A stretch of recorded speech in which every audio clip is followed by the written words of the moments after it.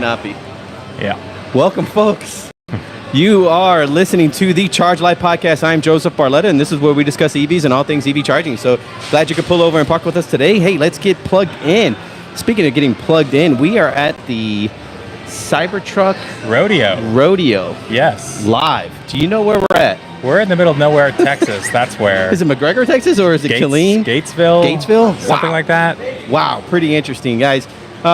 We're here today with special guest speaker, Mr. David Laderberg, joining Smart Charge America out here as we do our debut and kind of really coach a lot of our Cybertruck owners on, kind of the difference between Powershare and Powerwall and some of the unique charging things that you can actually do with the Cybertruck.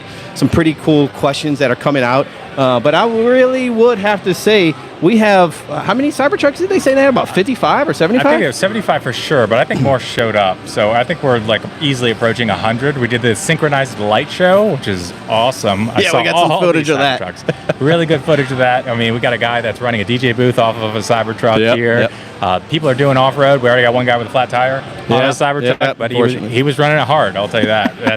That's fine. But I went on the off-road course in the Cybertruck with basically a professional off-road driver, I'd call him. And he absolutely killed it. Absolutely. I'm going to be posting that separately. I think we need you just because it was such an awesome experience. Sure. It was amazing. You got the video footage, and he has the know-all, so he knows exactly what he's doing out there, man. And I didn't realize that off-roading, it takes, you have to know what you're doing off-road. You can't just be like, hey, I have four-wheel drive, let me just go and, my vehicle can do it. It's not only the vehicle has to do it, but the driver also has to be able to do it and navigate the terrain, right? Yeah. Is that what you're saying? Vehicle, and then, there's brush that's like all up against the vehicles, and it's like, doesn't matter. Yeah. Not going to do anything. It's all stainless steel. It's going to scrape the heck out of. We've seen our fair share of wraps. Speaking of wraps, we have a truck behind us. It kind of looked like this. I like the unique wrap of this one. It looks like Duck Dynasty. So many wraps. Yeah, found the future. So cool. It's awesome. There's some cool blue ones, beautiful blue ones. There's a fire truck red I saw out there on the course. Rough. There's a lot of color changing. You can see every little flaw in that red. Yeah. But hey. The wrap guys are out here from Expel, and I was just talking to them. And they said, even if you get a clear wrap on these, apparently that fingerprints still show up pretty easily. Shout out Expel. Yeah, pretty cool guys. That's pretty cool. But I see some amazing looking Cybertrucks. One that has hand painted design all over the body. It was done by a famous artist, and it looks amazing. And it's got this clear coating over it to keep that paint. Because it's hard to paint on stainless steel. It's not really designed to allow something to stick to it. Right? Yep. It's really the opposite. So, but it looks amazing. He said it was a famous artist, but he was showing me pictures of the guy, and I'm just like, man, it's pretty cool stuff. He's a celebrity artist, so he's definitely well known throughout the community. So we do have right behind us is an actual racing simulator. I mean, talk to us a little bit more about this. Don't you have something like this at your home? Aren't you big into racing? I wish maybe there's a guy at our office that has that, but it's so cool because it's like the entire experience. It's got the steering wheel in there, the pedals, massive screen, fully immersive, and it's running off the Cybertruck. Literally running off of the Cybertruck in the Cybertruck bed, running off the Cybertruck.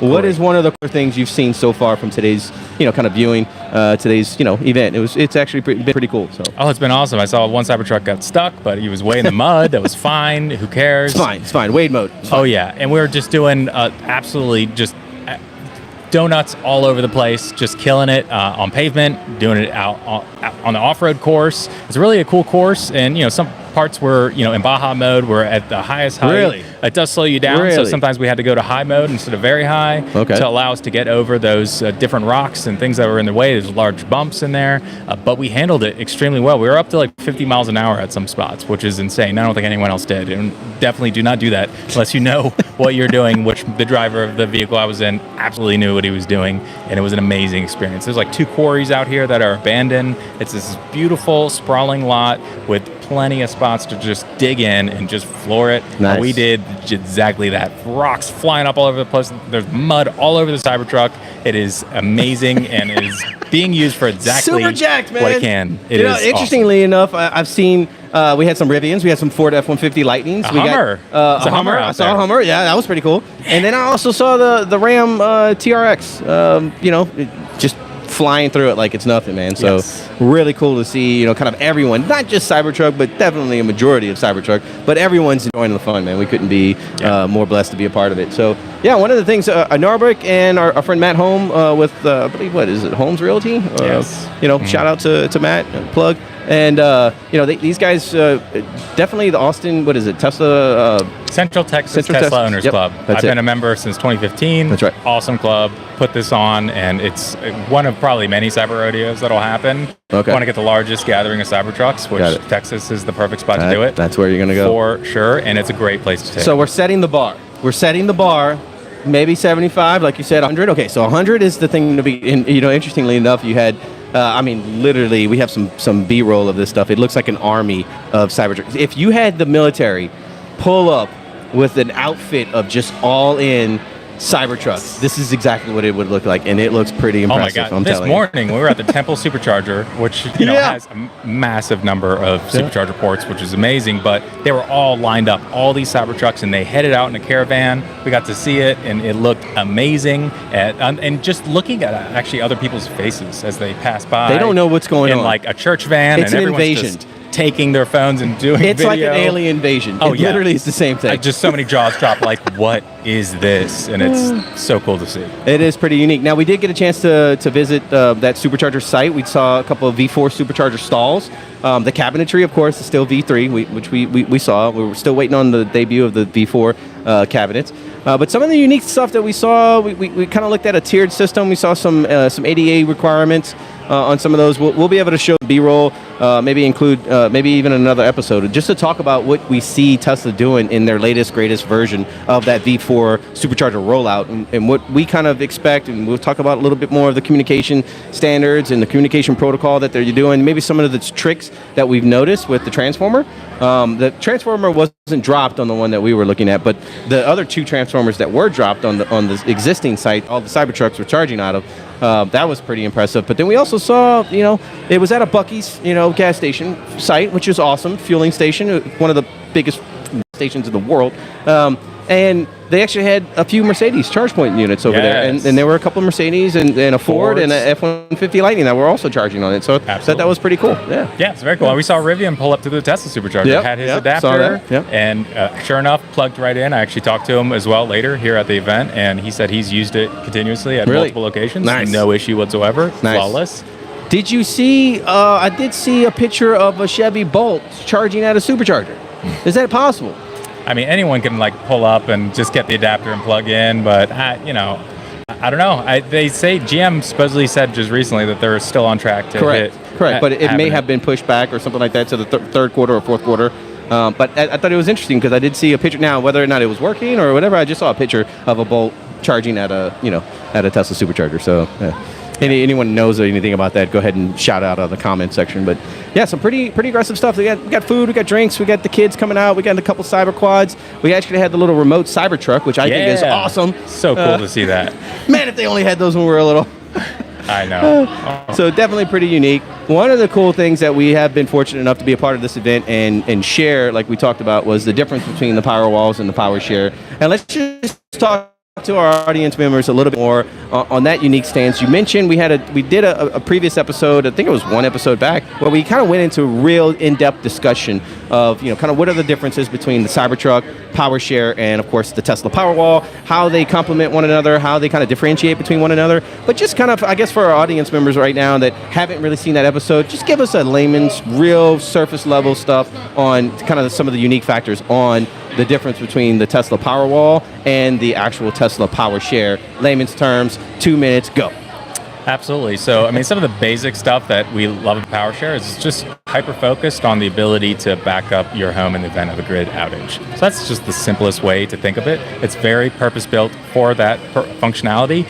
Could it do more in the future? Possible. I wouldn't buy it just because of that. It's really that backup. So like emergency response. Emergency response. Big storm outage, everyone in your neighborhood's out, you'll be good to go. You just plug in your Cybertruck and you're ready powering your entire home. So that's what that's capable of. Powerwall absolutely does the same, so there's overlap there for sure. But a Cybertruck is the equivalent to 9.4 Powerwalls. That's right. That's a game changer. So that's amazing capability. That plenty of backup power, multiple days easily, even on large homes. So with Powerwall, of course, you got to buy each one. So if you buy 9.4 Powerwalls, that's a significant cost there. Probably about the cost of a Cybertruck, really. Pretty much. Put it all together. So kind of might as well use Cybertruck. But like $8,000 a piece now? Jeez. Powerwall, I mean, it's so much different than the fact that it can integrate directly with your solar system to do, also solar self-consumption. So instead of backfeeding to the grid, it'll put it and store it in your battery for later use when the sun goes down. So you can get everything that your solar system is capable of providing and take advantage of it. There's also time shift management. So when electricity is really cheap, it can store that electricity, and then when it gets really expensive, you can just use the electricity that's stored in the Powerwalls. Now, ideal-wise, like you talked about, one of the compliments to having Powerwall and the Cybertruck is the fact that if you're running lower on your Cybertruck battery pack, right, you decouple from the house. Your house is already continuously backing up from the actual Powerwalls. You go down the street, however many miles. Most grid outages are kind of more regional, like really focused. They're not like statewide or anything like that, right? Well, depending on what... Until the Texas freeze happens. Exactly. Yeah. But ideal-wise, you may be able to go down to the next county and fill up your Cybertruck and then head back home, right? Well, by that time, that little 1 hour stint, your home is being powered by the Powerwalls, and there's no real lag in that integration. And then, of course, you come back in, your state of charge on your Cybertruck's 98%. Boom, you plug in. Now you have another, few more days. So you could, if you don't have solar to continuously feed your grid, your virtual grid, you could just easily decouple, go down the street. So, pending if the supercharger works, don't hold us, liable for that. But that's ideal-wise what we'd see, and that's how it could complement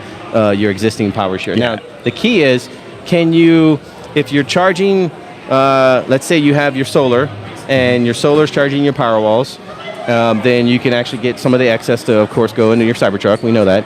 Can your Cybertruck charge your Powerwalls? Yeah, so that's the software that's going to be coming out later this year. So that's why if you have Powerwall already successfully installed, you have a charger, any wall connector charger, already connected to the backup load, so the backup side of the Powerwall.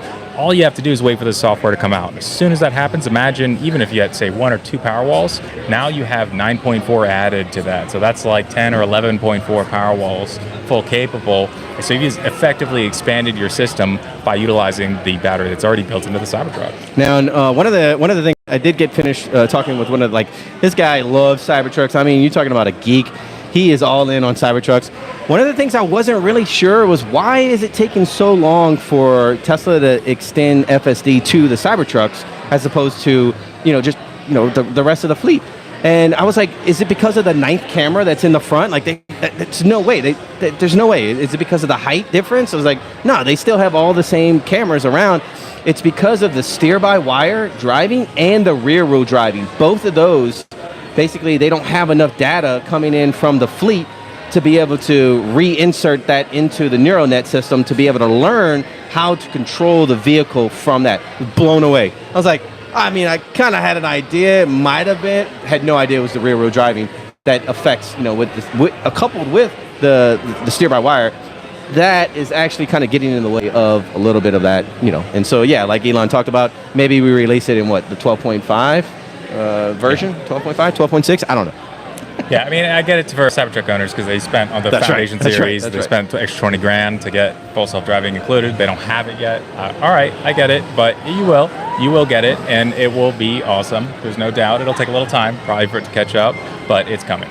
Now, again, guys, if you have the Cyber Beast version of the Foundation series Cybertruck, contact Smart Charge America immediately, and we will literally get out there and take care of like a site survey. We could actually do, right live from your home. We can walk you through it. Essentially, those vehicles, Tesla is gifting a $4,000 credit towards the installation setup of their own gateway and the universal wall connector. And so generally our installs are typically running anywhere between $2,500 and $4,000 or $2,500, $4,000, kind of right around there. Right around there, and we have all the hardware ready to install. That's right. Sitting in our warehouse. You've technically already paid for it, right? That's right. I have it ready for you to make it easy. That's what we're here for. And one of the unique things is, we got a guy from Philadelphia said that, he was a part of this project and he didn't receive our information. What do you mean you didn't receive our information? Of course you received our information. We're working with Tesla and all the employees. Like, you better receive it.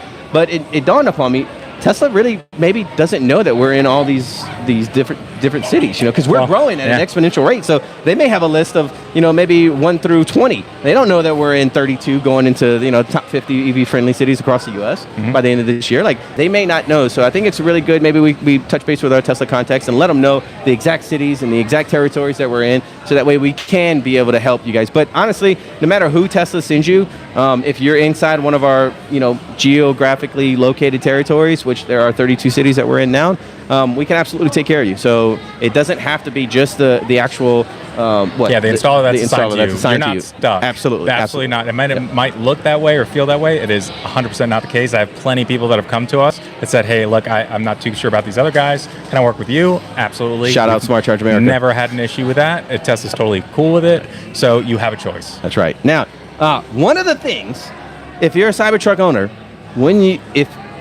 do they send you the survey if you're a Cyber Beast or just regular? Should get a survey no matter what. I've talked to a lot of people today that said they haven't gotten the survey. Some people we talked to said, no, you did, and then they checked their email. Maybe it's spam. Let us know if you haven't received your survey. We can touch base with Tesla Corporate.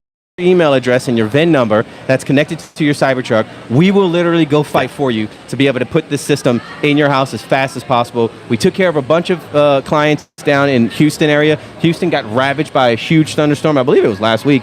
And those clients, every single one of those clients, their home was backed up, no problem, didn't skip a beat. Meanwhile, for days and days and days, their neighbors have no power. And so, pretty unique factor. I mean, you talk about the timing of that. Just think about that. You're inside of that project. Finished your install, the timing of when that storm hit and what we're able to do with this thing, it really is amazing. So it's awesome. I'm excited. I had several people here approach us, tell us very similar stories, and it's awesome to hear. And I just want to do more. I want to make it easier for people, and that's what we're about. Gotcha, love it. We got a couple people in the background. I was hoping to catch a Nurvik if he's around back, but you know what? Well, if you guys see him running around back, just let us know in the comments. We have you. Actually, we were being powered by fully battery remote, but we are right next to a nice wall with a 120 volt outlet, so we figured we'd just do that. But we actually can literally do a podcast anywhere in the world with our remote battery. So kind of a unique setup we have here. Apologize on the background noise, guys, but it is something that we felt that was pretty special. It really is a really cool event. We definitely wanted to share it with you all, so we wanted to kind of live broadcast from the actual event itself. We're booth right next to the DJ stand that's DJing the actual event, and so there's no way we would have been able to provide this at our booth. This is the quietest place here, actually. It really is. Really is, yeah. It actually really is cool, man. So I guess is there something unique that you learned today that you didn't know prior to coming to the event? I mean, the coolest thing that I saw is just all the off-road functionality in action. See about the locker, the front, the rear, the ability, the Baja mode versus off-road mode, and just all the different functionality you can do to control it. And he showed you all that. Yeah, he showed me everything. Farhad showed you all that. Very cool. And hey, this is how you do, all the turns. You want to do donuts, this is what you do. You set it to this and do this, and then he did it. It's amazing. So it's very cool. Man, tell me, when Cal Connor submitted his review of the Cybertruck, did the Tesla Cybertruck have the update for the locking differentials and all that stuff? Did they have that yet? Not that I'm aware of. I remember that was his one complaint. What's cool now is that they have an entire off-road guide, Cybertruck off-road guide, which is PDF that allows you to see all the functionality, what it does, how to use it, when to use it. So they have that PDF available online. I don't know. We should probably post it. We'll put it in the comments. Can we put it in the description? We'll put it in the comments. Check it out. And not everyone knows about it, it seems. They did release it like several weeks ago, but I came across it. I said, this is amazing. This is so cool. I shared it with a couple people, and they're like, wow, this is awesome. So got to get the word out. It is extremely capable. A lot of people kind of downplayed it a little bit in the early days of the Cybertruck. They said, hey, it's not really good for off-road. There's no locker. There's no this. There's no that. Yeah, wait till they release this update. And it shows the pitch. I have some great footage of showing the pitch of us going up and down. It's got all these great, metrics that are right on the screen. Wow. Got it shows you the pitch on the screen. Yes. It is cool. Man, so he did talk about the, everyone's taking the fruit and the carrots and, slicing fingers off or whatever in the front. He did say that they've received the update, that none of that is even important now. No one's filming about it. No one's talking about it because they received the update and everything's pressure sensitive now. And so some pretty cool stuff. So, yeah, super pumped, super stoked. I would say favorite wrap? Favorite wrap? I like the Fire Truck Red. That was really cool. That was just cool to see. I wouldn't get it or anything, but it was just the brightest colored wrap I've seen on a Cybertruck by far. Ladies and gentlemen, I'm here to announce that Smart Charge America does have 2 Cybertrucks on order. Unfortunately, we will not be getting ours till like 2026. But if you guys have a way to accelerate that, let us know. But right now, I'm definitely leaning on the satin black. Yeah. Man, you talking about so clean. Now, I haven't seen the matte black, but that satin black, I believe, was the same one that Franz was rolling around with. And we did have our we had another Cyber Hammer, actually, showcase here. We were selling it from a buddy of ours. How much did it retail for, Mr. Laderberg? The MSRP is $700, but someone happily took it for $900. $900. Awesome. Cool thing is it can be featured in a museum in downtown Austin. That's right. Which is really cool, and they're gonna have it inside glass and everything. They're gonna have the certificate of authenticity. It's number 52 out of 800. Mm-hmm. So check it out, downtown Austin. And yeah, it's a cool hammer though. And they also raffled. They also gave away a Cyber Hammer here at the event to, I believe, the person who drove the furthest to attend, which was somewhere around like 1,600 miles to actually attend the event. Wow. The guy was from like Upper Philadelphia or whatever, but I gave him my card because he was like, "Yeah, I haven't gotten the bid," or look, he's got the Cyber Beast, I believe. The guy, his electric panel is in his garage. His charger is right next to his electric panel, and so the guy charged him $4,000 for that setup. And I was like, yeah, there's a reason why he's charging you $4,000, because Tesla's giving him a credit for $4,000, so he's going to max it out for that. But he doesn't have the Cyber Beast. He's got the regular all-wheel drive. And so he's like, why am I getting charged for? I was like, dude, just send me your information. We'll take care of you. I got you. I'll take care of it. And if it's $4,000, I'll tell you why it's $4,000. How about that? No send guarantees. Me the bid. I'll compare apples to apples, but there's a good chance. The only thing that actually gets in the way, and this is what we've been sharing with everyone, is your RLA factor, right, for your HVAC units. LRA, which I got wrong. Sorry. Yeah. There was RLA too, by the way, which is totally confusing about this. Yeah. LRA, yes. The factor, the Cybertruck can only take, what, 110? 110 is the maximum. Okay, yes. And average, what we're seeing out there is around 85. What's, average? Man, every AC is so different. LRA, I wish there was like some way we could predict this, but it is not. Newer, older AC, it doesn't matter what size breaker. We get ones with 150, 160 LRA out of nowhere. On your service tag, on your HVAC condenser, you'll actually see it. It'll tell you your LRA rating. If it's above 110, there's some modifications that we'll have to do more likely to that actual condenser. Or we just include it. We just don't include it. We exclude it out of your backup power. There's a way to make it work. It doesn't matter. There is, but it does add to the cost. That's what I'm saying. Like, that's like one of the externalities that happen to increase the cost. And it's unfortunate. It is what it is. And honestly, we outsource that to a local HVAC company because we don't even want to deal with the condenser and all the different things, right? So it is additional cost to the customer, but not really on our ticket. We still work with the local HVAC guy, and we make sure that we're in communication, all in the best interest of the customer, of course. So. Yeah. Sweet, man. Any unexpected? What's the most surprising vendor that you've seen in attendance? I don't think I've really been surprised by it, except for this car behind us. I don't know if they're a vendor or not, but it's just cool. Shout out to is TRX the name of the guy? I know. Not sure. But it's pretty cool. He was over here. I told him we'd give him a shout out, but I'm not too sure what the name of his rig is, but it's actually pretty sweet. So all things considered, the level of the Cybertrucks, when the Cybertrucks were in the caravan, and they were literally going from the supercharger, literally all in a row directly to this off-road track basically. And I guess the facility is called Domo. Is that the name of it? Domo. Okay, Dove. I'm gonna mess it up. Dove Motorsports Off-Road Park. Boom. You guys got it. Look it up. Google that, or ChatGPT it, whatever you want. We were still trying to figure out where does the dough and the mo come from. I said I think it comes from dove and motor. So domo. Guess so. Maybe. Check it out. Not sure, but really, really nice facility out here. We were really surprised and really impressed with the actual shading. I mean it's still cool. We're moderately like in the beginning of summer, but yeah, I can deal with it. It doesn't seem like this venue is AC prepped, so I don't think we're sweating or anything like that. But other than that, really fantastic show, guys. I wish you were here, but we got a little bit more B-roll that we're going to try to include in this video or in the next video, so definitely stay tuned.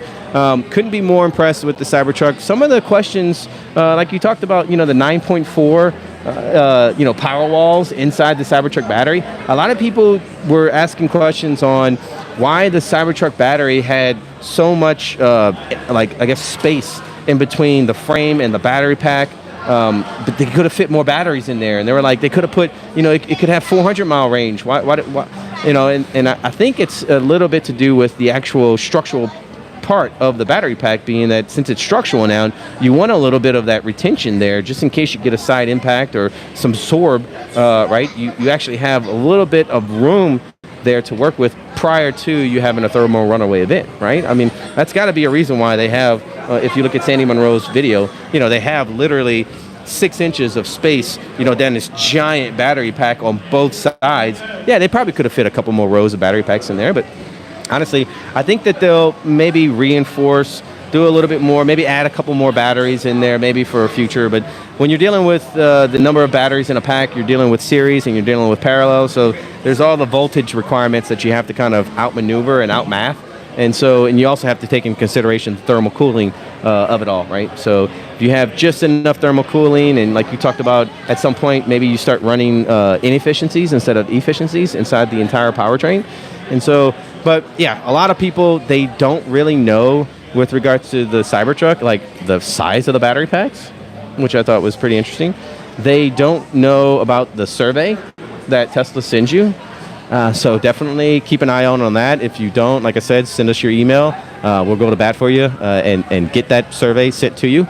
And you can always look up smartchargeamerica.com, go to our request a quote form. Do we have one? Should they fill out the one just for the regular home install? Yeah, just a regular home install. Yeah. Say you have a Cybertruck. Yep. We absolutely prioritize, for Powershare on those situations. You don't have to get Powershare if you don't want. Maybe it's not the right time. That's okay. But we have the ability to do it. We have the hardware in stock. We make it easy. One of the fun things I thought was we are meeting so many of our existing customer base here. Yeah. And they're like, oh, hey, Joseph, you're here. Like, oh, Ro, what are you doing? I actually have these guys' phone numbers in my phone because we installed them back in 2014, 2016, But it's really good to actually see these guys actually still around, still, doing their Tesla thing. They still are so, I guess, energized about what Tesla's doing out there in the community. And some of them actually have Cybertrucks. Some of them are repeat customers. And so it's been wildly advantageous for us just to kind of reconnect with our community. You guys are a part of that community. We want to thank you all for that. We'll continue to share as much live action or as much as we can do with regards to the charging industry. So definitely stay tuned. We have a really big announcement that we're going to announce next week with regards to our charging network and some of the I guess you can call it granted rights that we were bestowed upon for maybe just for working with Tesla for so long. They allowed us a pretty unique little thing, but we're not going to spoil everything for you. Other than that, thank you so much for our audience members, guys. If you can, like, comment, share, subscribe if you can. If you think we earned it, definitely. I've enjoyed today. I've learned so much more today than I ever thought would be possible. And I will tell you that if you have mixed feelings about the Cybertruck, wait till you get around a grouping of Cybertrucks. Man, what it does for you. You actually start to see everyone's personality, different personalities, coming to the surface. So really unique, guys. We can't do this without you. So definitely appreciate the love and support. Guys, again, you can always find us at smartchargeamerica.com. Remember, folks, if you can't charge, you can't drive. We'll see you next time. Cheers. Thank you. All right, pretty sweet, man. Signing off. Look, the kids are enjoying the... I know. I'm getting on that racing rig. That's what's happening.